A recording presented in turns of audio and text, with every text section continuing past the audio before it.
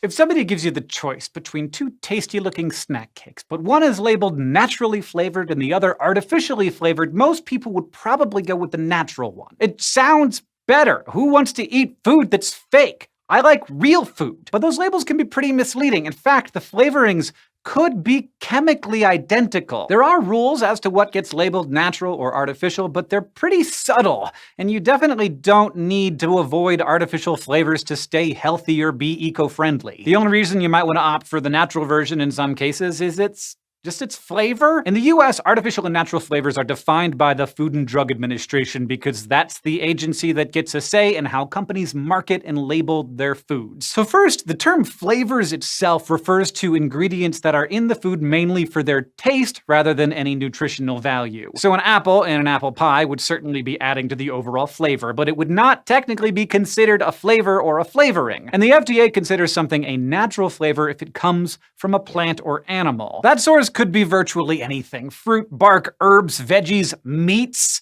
The list is long, but if it's made from a plant or animal, it's natural. If not, it's artificial. It does get a little more complicated than that, but in the vast majority of cases, the difference between the two is only the source. We're sticking to the specifics of the US here, but plenty of other countries differentiate these flavors along the same lines, so you see similar claims on their food packaging. Seems simple enough, but if you think about how we experience flavor, you can see why this whole binary system the FDA has cooked up is not necessarily all that useful. Because what makes your favorite chocolate chip cookie so delicious comes down to the molecules you taste and smell, not where those molecules come from. They're chemicals, whether they come from natural sources or are made from scratch in a lab. And in many cases, the molecules in natural and artificial flavors are exactly the same, down to the placement of each atom and bond. That's because for a lot of common flavors, we know the main chemical behind them, and whether you purify it from fruit or make it synthetically, a compound is a compound is a compound. Take the vanilla you might use when you bake cookies. The main flavor component of vanilla, and the one that we recognize as having that sweet characteristic taste, is a chemical called vanillin. You can naturally extract it from vanilla beans by soaking them in water and alcohol, or you can make the exact same chemical in the lab. If you go the all-natural route, expect to pay big bucks though, because vanilla beans are the fruits of finicky tropical orchids. They're a huge pain to grow and harvest. And vanilla is the world's most popular flavor. We cannot grow enough beans to flavor everything we want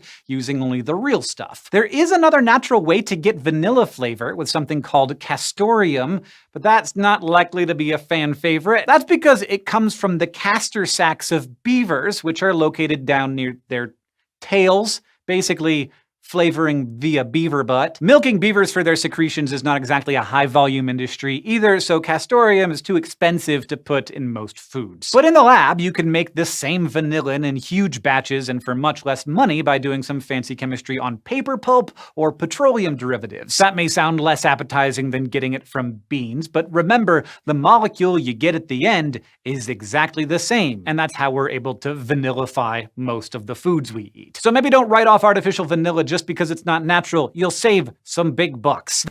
For instance, an orange contains 250 flavor chemicals, which all combine to create an orange flavor. But artificially flavored Tang, a powdered drink mix, has only 6 aromatic chemicals in its makeup, but it has a familiar orange-like taste. So we can get pretty close to proper orange flavors from just a few of its flavor chemicals. Artificial flavors get their characteristic odor from various compounds, especially esters, which are chemical compounds formed by the chemical reaction of an alcohol with a carboxylic acid. An alcohol is an organic compound with the general formula ROH, in which the R is a hydrocarbon group and the OH is a hydroxyl group. A carboxylic acid is a compound with the general formula RCOOH. For example, the formation of ethyl butanoate, one of the compounds that gives pineapple its flavor, is produced through the reaction of butanoic acid with ethanol. But wait a second, isn't ethanol the type of alcohol found in alcoholic beverages? That's true, but when it combines with the acid, it loses the characteristics of drinking alcohol. Likewise, acetic acid is the main component in vinegar, yet when it reacts with an alcohol, the flavor changes dramatically. When two compounds react to form a new compound, the properties of the new compound are not a simple combination of those original ones. They are completely different. If you use different alcohols and different acids, you obtain different flavors. You can compare that to combining two colors of paint.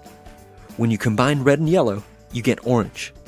Similarly, when you combine pentanol with acetic acid, you get pentyl acetate, an ester that smells a lot like a banana.